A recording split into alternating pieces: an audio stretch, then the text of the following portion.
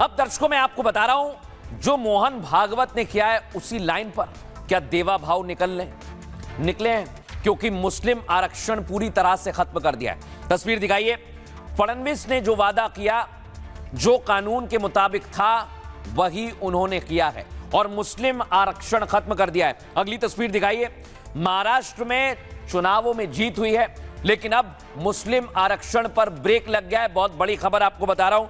एक और तस्वीर दिखाइए, जहां राजनीति अलग अलग चल रही है। अजित पवार के जाने के बाद राजनीति शिफ्ट हो रही है, लेकिन यह फैसला फडणवीस के लिए बहुत अहम है, क्योंकि इस समय जो राजनीति महाराष्ट्र में चल रही है उसमें फडणवीस अपने हिसाब से मोहरे सेट कर रहे हैं। लेकिन इस फैसले से क्या होगा दर्शकों? महाराष्ट्र में आरक्षण विवाद हमेशा के लिए खत्म हो गया है। सरकार ने मुस्लिम आरक्षण के फैसले को खत्म कर दिया है। फडणवीस सरकार ने इस सिलसिले में एक फरमान जारी किया। आपको बताएं, 2014 में मुसलमानों के लिए 5% आरक्षण लागू हुआ था।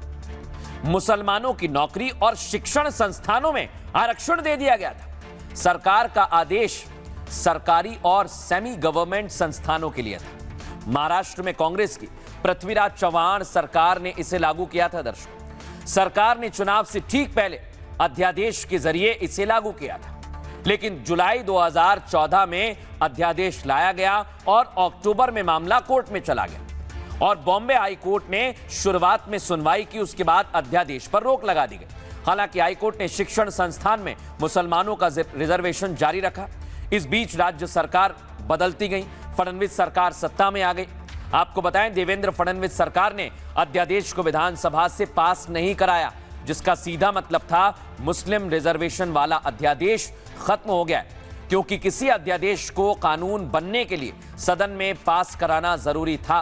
बावजूद इसके फडणवीस सरकार ने इसे जड़ से ही खत्म करने का फैसला लिया और इसलिए मुसलमानों के लिए आरक्षण की सरकारी सोच पर पूर्ण विराम लगा दिया है। यानी अब कोई आरक्षण नहीं मिलेगा। इसके बाद क्या कह रहे हैं नेता, सुनवाते हैं आप। किसी भी धर्म का व्यक्ति क्यों ना हो, जो नीतिगत फैसले सरकार लेती है, जो राष्ट्र हित में होते हैं, उसका पालन होना चाहिए। मुसलमानों के हालात इस देश में दलितों से, आदिवासियों से भी कई जगह बदतर हैं।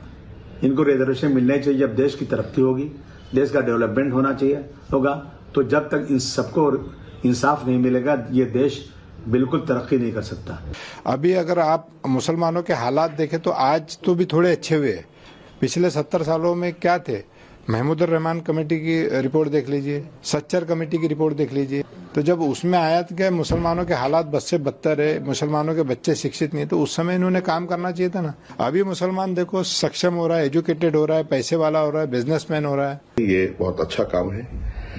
धर्म के नाम पर, जात पात के नाम पर आरक्षण देना और बेसलाहियत लोगों को आगे बढ़ाना, ये देश के लिए खतरा है, देश के लिए नासूर है। ये तो स्वागत है भाई। ये आरक्षण जो है वो ओबीसी का अगर आरक्षण है उनको अलग से दिया जाए तो गैर संवैधानिक था, तो ये तो उसका स्वागत करना चाहिए। आरक्षण जो समाप्त हुआ है और जो उस कोटे में आते उनको मिलता ही है, लेकिन केवल मुस्लिम कह करके आरक्षण देना वो